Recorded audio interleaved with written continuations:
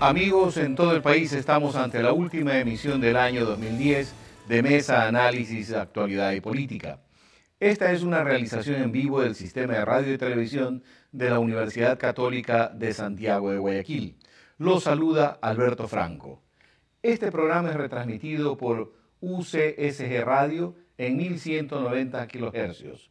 Nos sintonizan además en Canal 42 en UHF en la ciudad de Guayaquil y en otras 25 frecuencias a lo largo y ancho del territorio nacional, incluidas las Islas Galápagos, o en TV Cable estamos en Canal 74. Hoy realizaremos un balance objetivo de lo que ha significado el año que culmina para nuestro país en lo político, económico, educativo y social. El gobierno del economista Rafael Correa, como todo gobierno, ha sufrido sus altas y bajas. Temas controversiales como la renovación de los contratos petroleros logrados con varias de las empresas petroleras, quedando excluidas algunas que decidieron abandonar el país y dar por culminadas de manera definitiva sus actividades en el Ecuador. Se lanzó también la creación de una moneda regional, el sucre, que a través del Banco del Sur permita a las naciones del ALBA negociar entre sí como un intento político de apoyar la conformación de la llamada Revolución Bolivariana.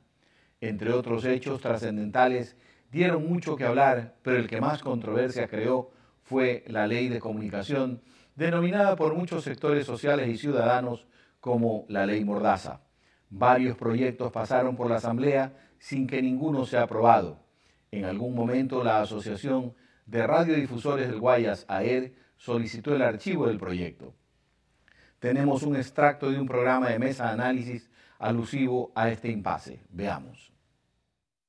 Representantes de la Asociación Ecuatoriana de Radiodifusión se reunieron en Guayaquil para solicitar el archivo del proyecto de ley de comunicación que tramita la Asamblea Nacional.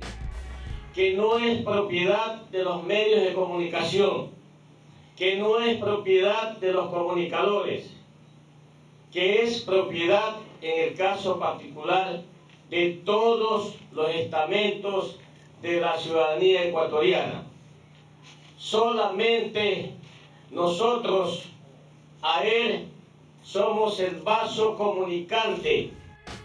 Desconfían del proyecto desde su propósito, expresado en su artículo primero, que dice: garantizar el ejercicio integral y la plena vigencia de los derechos de comunicación y el acceso a la información pública que tienen las personas, comunidades, pueblos y nacionalidades en su propia lengua y con sus propios símbolos.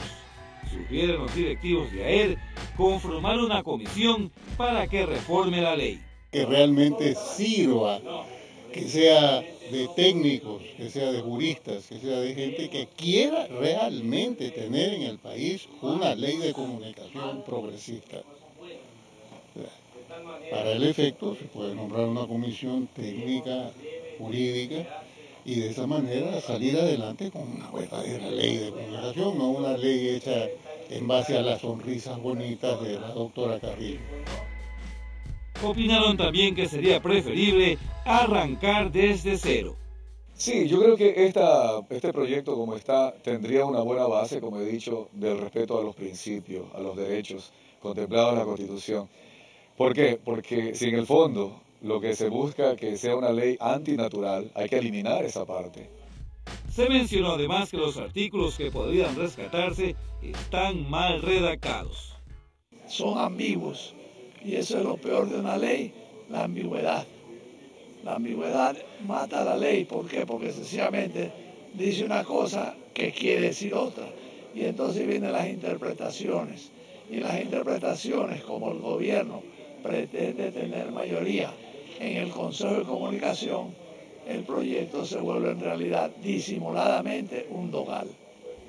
Durante el encuentro rechazaron la propuesta del artículo 50 que señala: las direcciones editoriales y la elaboración de la noticia en los medios deberán estar a cargo solo de periodistas profesionales o comunicadores sociales titulados. Y no íbamos a llegar a nada. Ni había votos para archivar la ley, ni había votos para continuar. Había presión de toda institución que de una u otra forma se siente amenazada. Cuando hablamos de libertad de expresión se habla de algo innato en el ser humano. libertad de opinión, libertad para expresarnos.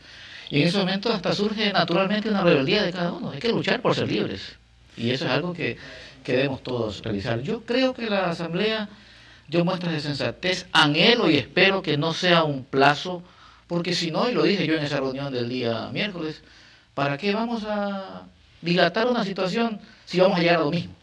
No tenía objeto. Eso es lo que yo pienso, porque si hay un detente temporal, después se va a tratar en un primer debate que ya no será el día de la celebración de los derechos humanos, será después de Navidad o será después del 31 de diciembre. Pero lo tratado y el informe de mayoría va porque esa es la ley. Eso ya no hay cómo cambiarlo. Ese es uno de los temas que yo analizaba ayer. Decía, bueno, ¿cuál es el fundamento legal para modificar esto? Si ya nosotros aprobamos algunos artículos, otros no los aprobamos porque no votamos por ello, pero está un informe de mayoría evaluado ya e ingresado a la Asamblea.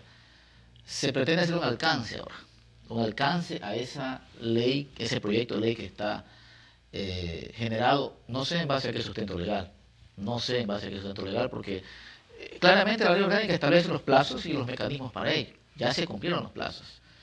Pero en todo caso yo sí veo algo que es importante. Primero, y hay que rescatar, la intención, por lo menos. Hay que rescatar la posición del presidente de la Asamblea.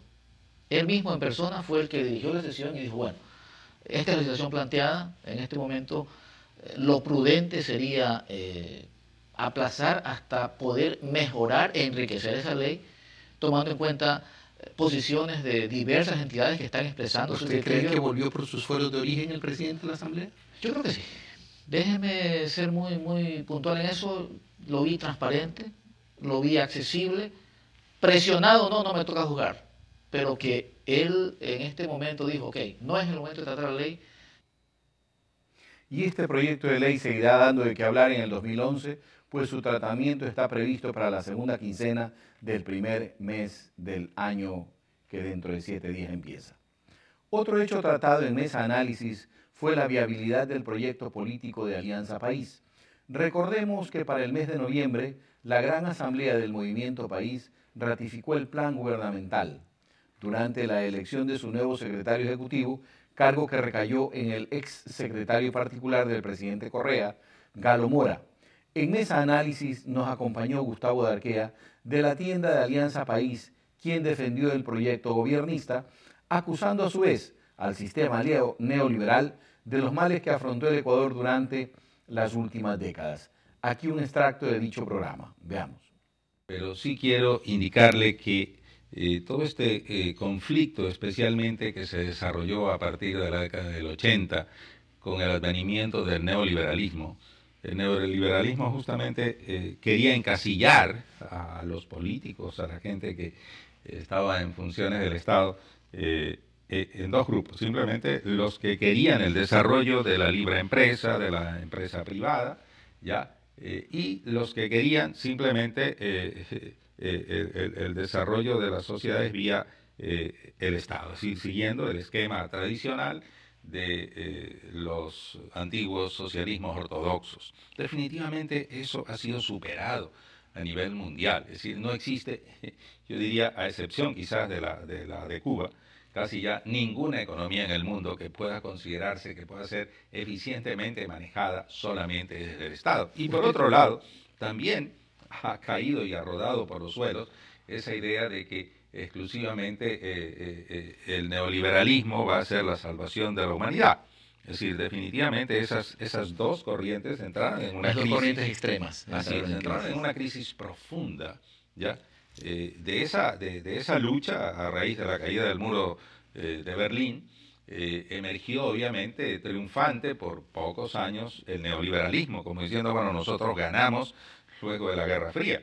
Pero a los pocos años la gente empezó a desencantarse de ese modelo, porque ese modelo la gente veía que simplemente estaba haciendo más ricos a un pequeño puñado de ciudadanos de la humanidad y más pobres a cientos de millones de gente. Entonces, obviamente, lo que usted hacía referencia al inicio, del advenimiento de estos nuevos movimientos libertarios en América Latina, se debe a eso, no se debe a otra cosa, se debe al desencanto de los pueblos de este famoso modelo neoliberal que pretendió instaurarse como el que iba a perdurar eternamente.